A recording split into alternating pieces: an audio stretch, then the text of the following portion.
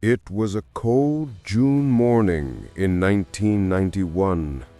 Curitiba was still waking under the fog when little Guilherme Carames, only 8 years old, went out to play near the woods of Jardim Social. He would never return.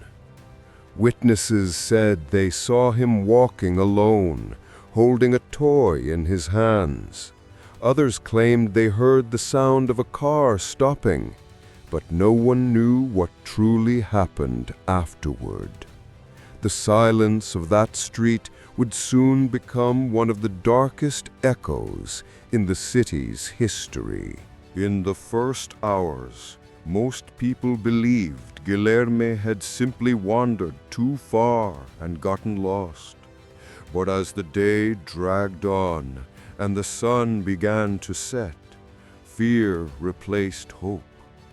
The police launched one of the largest searches the city had ever seen. Search dogs were brought in. Helicopters flew low over the treetops. Teams of volunteers formed human chains, sweeping through the forest meter by meter. Yet the woods remained silent, indifferent, almost hostile. It was as though they were refusing to give anything back, not a piece of clothing, not a single item of the boys, not even a disturbed patch of soil. Then came the rumors. A strange man seen walking near the neighborhood, a dark car parked in an unusual spot, someone wearing a cap, watching children from a distance. But every testimony contradicted another. None could be confirmed. There was no footage, no photographs, no reliable account. Then, investigators began to admit what no one wanted to hear. They had no direction. And each passing day only deepened the mystery that was beginning to swallow the entire city. Days turned into months, months into years, and Guilherme's name slowly transformed from an urgent alarm into a haunting memory. But it was never forgotten. His family never surrendered. They distributed posters, contacted reporters, and appeared on national TV programs. Every new tip, no matter how small, reignited hope, and every false lead extinguished it all over again. The emotional cycle repeated itself for years, wearing down the family, but never breaking them completely. Over time, theories multiplied. Some believed the boy had been kidnapped and taken far away. Others whispered about rituals, child trafficking, or even involvement of powerful groups operating in silence.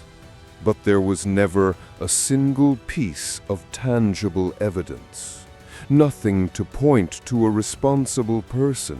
Nothing to confirm any hypothesis. There were alleged sightings. People claimed to have seen a boy who resembled him in another city. Others insisted they recognized his face in age progression sketches. But every supposed sighting dissolved into nothing. The case became a ghost, present everywhere, yet untouchable. Decades passed.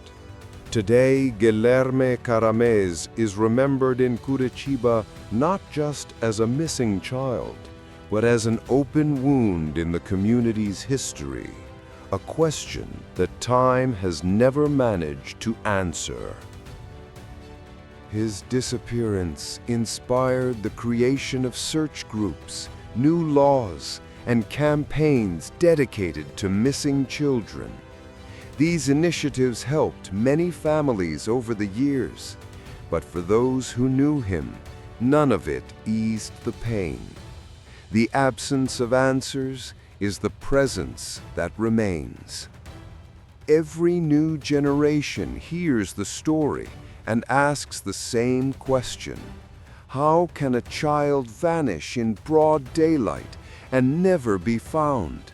How can a city search so hard and still fail to uncover a single clue?